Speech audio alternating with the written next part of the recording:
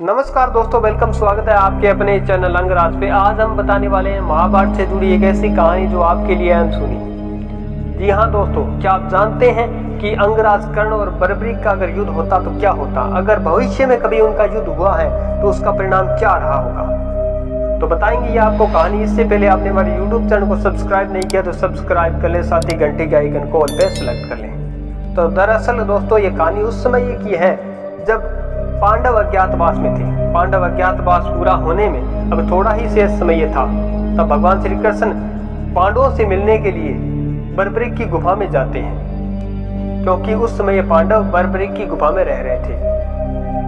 अब यह समाचार दुर्योधन के गुप्तचर दुर्योधन तक पहुंचा देते हैं। तब दुर्योधन ने अपनी पूरी सेना और अंगराज कर्ण के साथ मिलकर उस गुफा को चारों तरफ से घेर लेते हैं। अब भगवान श्री कृष्ण पांडवों से कहते हैं कि देखो, तुम्हें पकड़ने के लिए, तुम्हारा अज्ञातवास भंग करने के लिए दुर्योधन गुफा को चारों तरफ से घेर रखा है। तब पास में खड़े बर्बरीक कहते हैं, भगवान मैं जाता हूँ और तात्श्री दुर्योधन को वापस समझाकर भेज देता हूँ। अगर वो नहीं समझे तो मैं शक्ति का प्रयोग करके उन्हें वापस भेज दूंगा।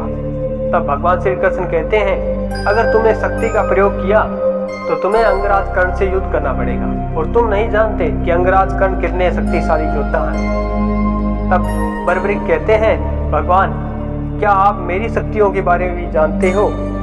ऐसा कहकर बर्बरीक गुफा के बाहर आ जाते हैं और दुर्योधन से कहते हैं, कैसे आना हुआ तात्श्री? तब दुर्योधन कहते हैं, हे बालक, हमें इस गुफा के अंदर जाना है और हम किसी की खोज कर रहे हैं। अब बर्बरीक कहता है, क्षमा करना तात्श्री, आप इस समय गुफा में नहीं जा सकते।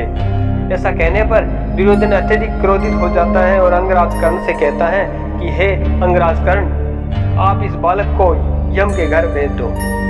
के वृत्तांत के द्वारा अंगराज कर्ण और बर्बरीक के बीच में युद्ध शुरू हो जाता है। दोनों तरफ से दिव्यास्त्रों का प्रयोग किया जाता है। युद्ध चलता रहा, लेकिन किसी भी योद्धा ने हार नहीं मानी।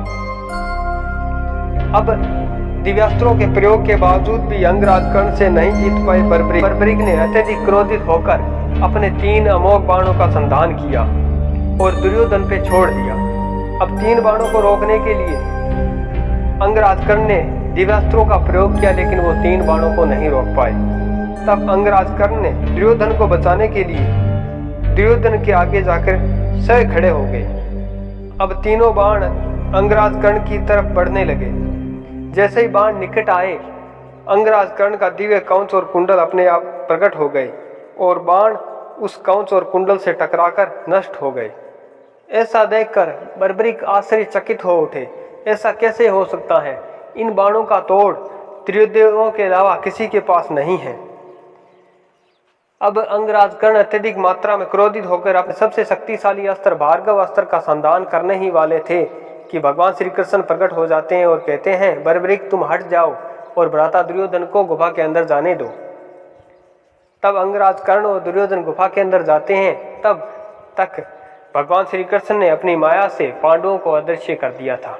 तो ये कहानी आपको कैसी लगी कमेंट बॉक्स में जरूर बताइए। नेक्स्ट वीडियो मिलते हैं, तब तक के लिए जय श्री राम।